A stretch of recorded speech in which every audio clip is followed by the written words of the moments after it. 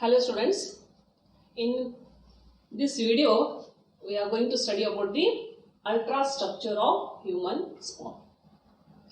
The human sperm measures 50 to 62 micron in length.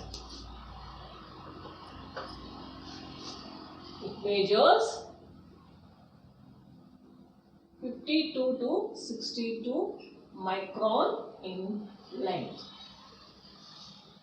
The sperm is made by three distinct parts. They are anterior head region, middle one is middle piece, and posterior the tail region. So three distinct parts are there. One is head, middle piece, and tail. So head is made by two parts. It's a compact structure or a little bit pear-shaped structure, compact pear-shaped structure, which has two parts, two components or two parts. One is haploid nucleus. Another thing is acrosome. So these are the two parts which are present within the head region. The haploid nucleus is compact chromatin material which is cover the major portion of the head region. And above this, the haploid nucleus, a cap-like structure is there that we call the acrosome, which covers 2/3 of the nucleus. It covers the 2/3 of the nucleus. And this acrosome is derived from Golgi body of spermatid. It is derived from the Golgi body of spermatid, and which contains many hydrolytic enzymes. This acrosome contains hydrolytic enzymes like haloiridinase, erosins, and neuroaminidase. So such hydrolytic enzymes are present within this acrosome, and these enzymes help the acrosome or sperm to penetrate the egg by dissolving the membranes of egg at the time of fertilization. So egg has covered three membranes to penetrate the sperm inside the egg. So these membranes has to dissolve. So these hydrolytic enzymes present in acrosome help the sperm to dissolve this membrane and to penetrate the sperm inside the egg. The next part we are now going to talk about the neck region. There is a small constricted region between head and middle piece. This part is called the neck. Within this neck we see the two structures. They are centrioles. One is proximal centriole, another one is distal centriole.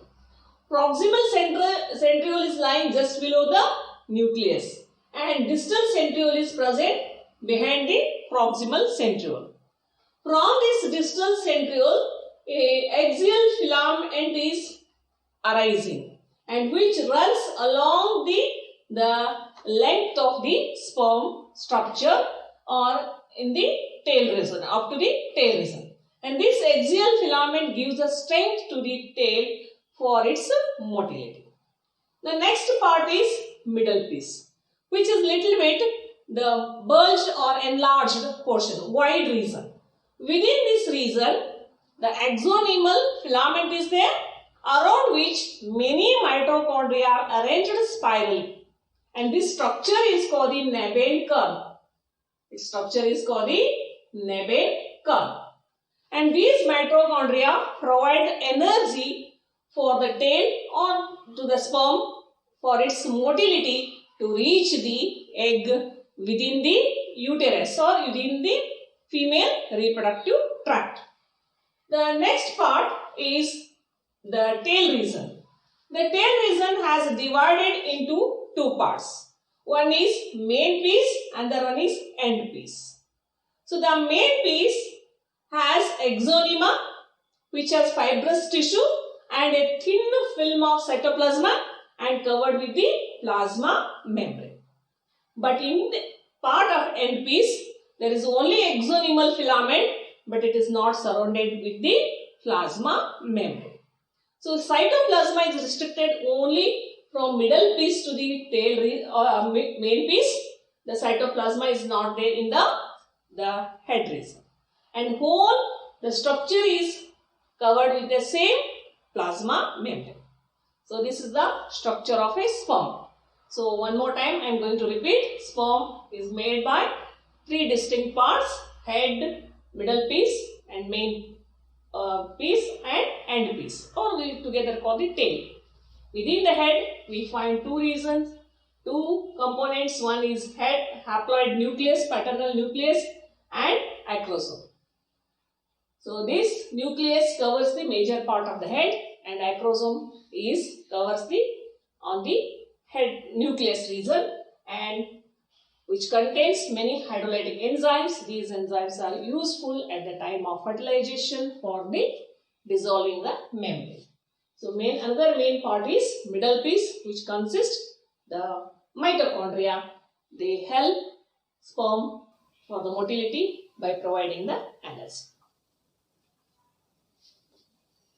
So ovum is also called the egg or female gamete, which is normally measures 0.1 millimeter.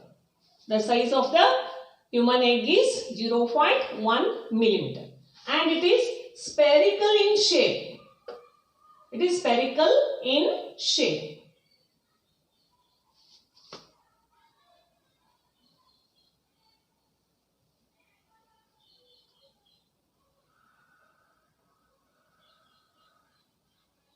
Spherical in shape.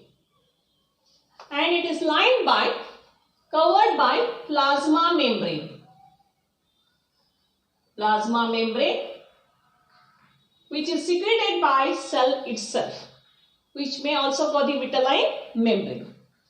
Within this plasma membrane, cytoplasm is present. The cytoplasm is divided into two parts. Outer part, which is called the cytoplasmal cortex, or it may also call the ectoplasma. This is called the ectoplasma. And inner cytoplasma is called the ooplasma.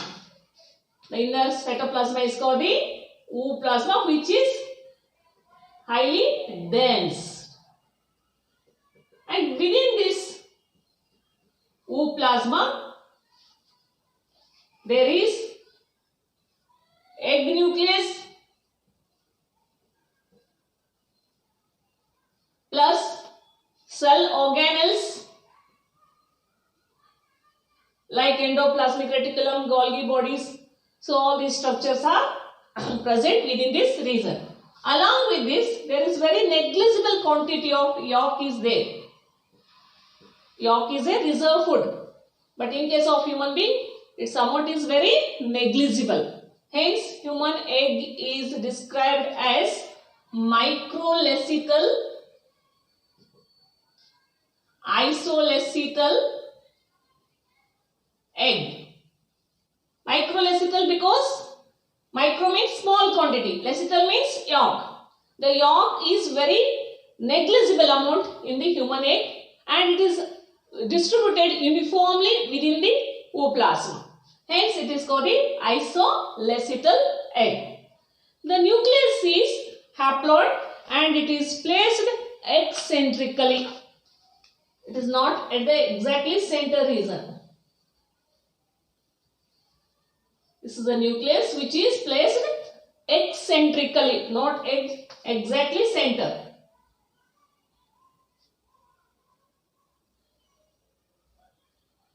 It is placed eccentrically. Eccentrical means the center region. So the nucleus present region or the region which is towards the nucleus is called the animal pole, and the region which is The opposite to the animal pole is called the vegetal pole. Usually the sperm enters through the animal pole only, and even after the fertilization, the zygote starts dividing from animal pole to the vegetal pole only. So the next membrane apart from plasma membrane is zona pellucida. The next membrane is called the zona pellucida.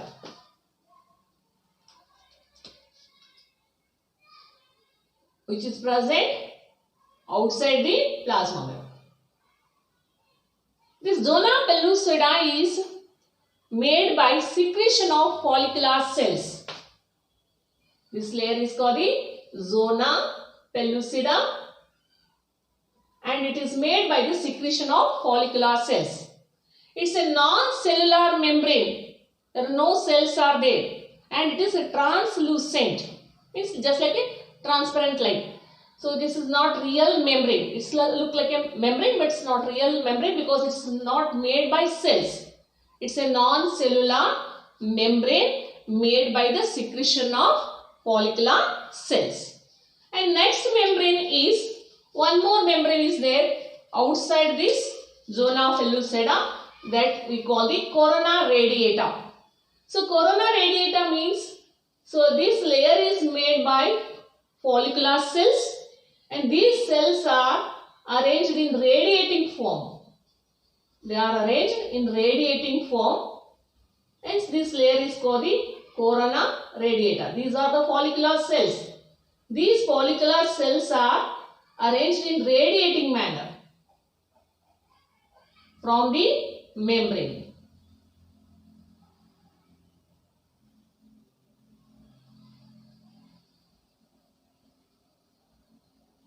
So these are the follicular cells, and then these cells make the one more layer outside the zona pellucida, and this layer is called the corona radiata. So there are three membranes. So one is plasma membrane, zona pellucida, and corona radiata. So this is the structure of a female gamete or egg. So we have completed ultrastructure of sperm as well as the structure of egg. In next class, we will continue the same topic. Thank you.